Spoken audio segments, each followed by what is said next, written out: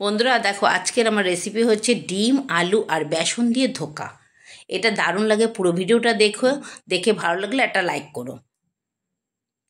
তার জন্য আমি একটা আলু গ্রেট করে নিচ্ছি।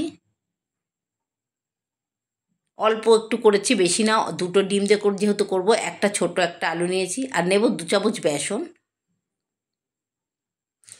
তারপর 2 চামচ বেসন, দুটো ডিম ভেঙে নিচ্ছি। নিয়ে এর মধ্যে দিয়ে দিচ্ছি হলুদের গুঁড়ো, পরিমাণ মতো লবণ, পেঁয়াজ কুচি, লঙ্কা কুচি, আর একটু জল দিয়ে ভালো মতন এটাকে গুলে নেব।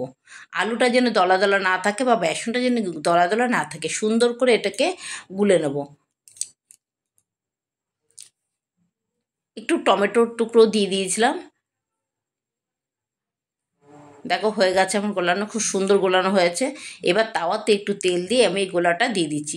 গোলা রুটি যেরকম করে একটু বেশ মোটা করে হয়ে যাবে, গোলা রুটির মতন হবে। এপিট ওপিট করে ভেজে ওটাকে কেটে নেবো। আমার ভিডিও করতে পারিনি এগুলো এর সময়, তাই আমি মুখে বলে দিচ্ছি যে এটাকে টুকরো টুকরো করে কেটে নিয়েছি। একদম পুরো ধোকা যেরকম হয় সুন্দরভাবে এরকমভাবে এটা কেটে নিই। তারপরে এর মধ্যে একটা মশলা দিতে হবে, তার জন্য সেই মশলাটা পেস্ট করে নিচ্ছি। টমেটো, লঙ্কা, রসুন, আদা বাটা, জিরের গুঁড়ো, একটু জল দিয়ে এটাকে পেস্ট করে নিচ্ছি আমি।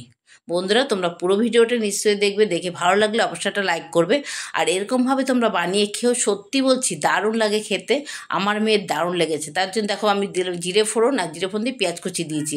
পেঁয়াজটা ভাজা ভালো হয়ে গেছে। এবার আমি দিয়ে দিলাম তোমার মশলাটা, যেই পেস্টটা করে রেখেছিলো সেই পেস্টটা। এবার এটাকে আমি একটু একটু চিনি দিয়ে দিলাম। চিনি দিয়ে এবার ভালো মতন কষাবো। কষিয়ে তেল বেরিয়ে আসলে তখন আমি আলু দিয়ে দেবো। দেখো তেল বেরিয়েছে, দিয়ে দিচ্ছি আলু। এই আলুটাকে আমি ভেজে নিয়েছিলাম। বন্ধুরা, তোমরা এরকমভাবে বানিয়ে খাও, মানে এতটাই ভালো লাগে কি বলবো। বেশ এটা রসা রসা মতো করবে তুমি।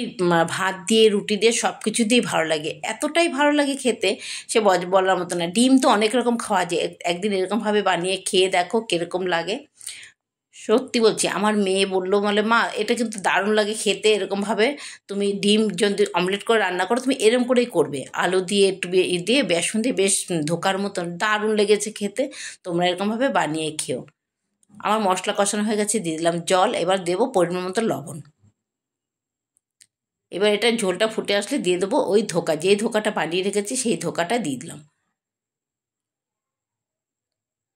এবার এটাকে ভালো মতন ফুটে আসবে, ভালো মতন ফুটবে। একটু টকবক করে না ফুটলে ভালো, বেশি ঝোলটা একটু বেশিই দিয়েছি কেন, যেহেতু ধোকা। এটার জলটাতে একটু টেনে নেবে।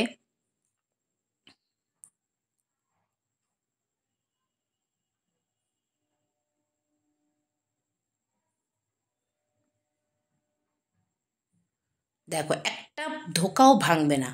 এটা এত সুন্দর হয়, ধোকা একটাও ভাঙে না। আর খেতেও দারুণ লাগে। তোমাদের কাছে বলছি, তোমরা এরকমভাবে খেয়ে দেখো। সত্যি বলছি, না খেলেই মিস করবে। দিয়ে দিলাম একটু গরম মশলা, দিয়ে এবার একটু নামিয়ে দেবো আমি।